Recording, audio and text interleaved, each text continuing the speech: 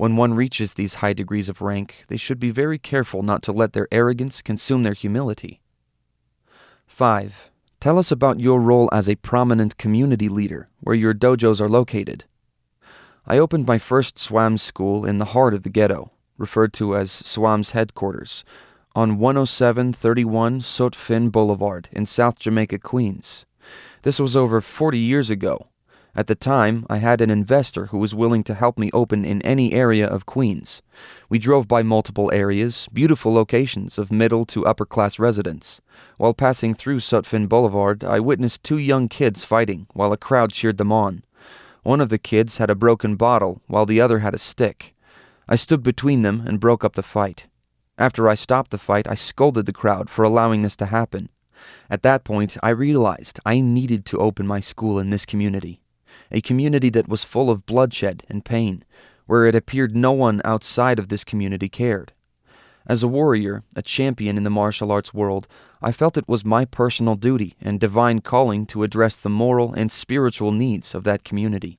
So, I asked my investor to help me open my school on Sotfin Boulevard to serve the people of that community. I felt the presence of SWAM could help the neighborhood, as it was riddled with crime and tainted in a dilapidated state of drugs, murder, robbery, and prostitution. Currently, after 40 years in the community, the SWAM school still stands as a sanctuary of hope for the people of South Jamaica, Queens. We painted the outside pavement in front of the SWAM school gold. I wanted the gold pavement to symbolize sacred grounds, no drug dealing, alcohol, cursing, fighting, prostitution, or any form of disrespect was allowed in front of or around the school. This gave the community a sense of pride, peace, hope, and tranquility. Regardless of the lawlessness and corruption displayed by those criminal-minded individuals who dragged the community into the mud, SWAM gave people hope and respect, always encouraging them to try to do better, never judging them. I always found time to listen and mentor anyone, regardless of their state of mind and profession, from the drug dealers to the politicians. People in the community would talk to my wife and inform her how they would see me as their superhero. They would tell her exaggerated stories on how they witnessed me do supernatural things, such as walk up walls and create fire with my bare hands. My wife never tried to discredit their stories, as it gave them something amazing to believe in, giving them promise. Of course, my superhero image heightened when a few of my students and myself rescued an elderly lady who was being held hostage by local drug dealers in her own apartment that was located near SWAM. These drug dealers had converted her apartment into a drug den where they made and sold drugs out of. We forcefully removed these low-life individuals, allowing her to live peacefully and safely in her home. By the mid-1980s, the community shifted to the worst as the drug crack took over. Police raided many crack dens, arresting numerous top-level drug dealers. This opportunity invited small-time young drug dealers to fight each other to claim their territories, which increased casualties among innocent bystanders. No longer able to ignore the worsening situation in the community, I took matters in my own hands. Collaborating with other Muslim and martial arts brothers, I spearheaded the first of several drug seizes as I declared war on the local drug dealers who terrorized the area encompassing the dojo. I and about 200 loyal and courageous men took back this community by spending our nights patrolling street corners, rooftops, and inside and outside buildings, making sure no drugs were brought or sold. This rocked the drug trafficking activity within that community, stopping over $250,000 worth of drugs from being sold per day for 40-plus straight days.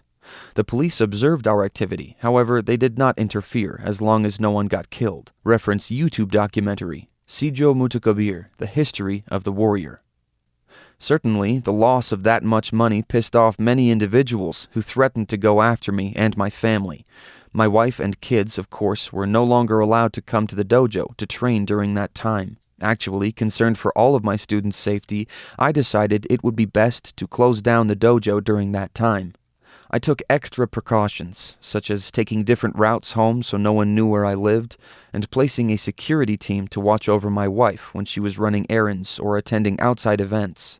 I eventually relocated my family to Atlanta, Georgia. Once the neighborhood around the dojo was cleaned up, I and my comrades, about 400 powerful men, swarmed on another neighboring housing project where we put a stop to another drug operation that would bring in $1 million per day. Soon after, local officials and business owners hired my team to run the security in Baisley Park's housing projects in South Jamaica, Queens, to keep the removal of drug activity under control in that area. This went on for a couple years. To this day, within the mean streets of South Jamaica, Queens, my name, Mutakkabir, is still respected, even among some of the most trifling drug lords. As I look back at those moments of sleepless nights, loss of income, and worst of all, placing my family and my life in danger, the understanding that I was saving innocent lives of that community made it worth it. Thinking back, I know without hesitation I would do it again. I truly believe that this is my personal duty and divine calling as a Muslim and a martial artist to have done what I did. 6. What greatness do you see for the future of SWAM? Currently, SWAM is 44 years old. Through this system, I have produced hundreds of highly respected students and influenced the lives of thousands of people. This system has grown into a non-profit organization that provides cultural services to underprivileged communities, now sharing its ideologies to different states, which includes Los Angeles, Virginia, Boston, and its strongest location since 1991, Atlanta, Georgia. SWAM is proud to have produced its wings internationally, as it has reached Peru, Ghana, Medina, and Bermuda. SWAM's unique teaching style has impacted many individuals worldwide, overcoming language and cultural barriers. SWAM Martial Arts Academy is a system, with Allah's permission, that will be around for hundreds of years because of its impactful philosophy and its efficient and effective techniques that are designed to enhance all who come into its fold.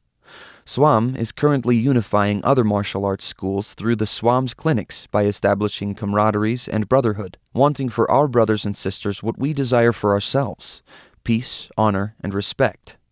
In closing, here at the SWAM, we look at every good person as a member of being a part of the SWAM nation.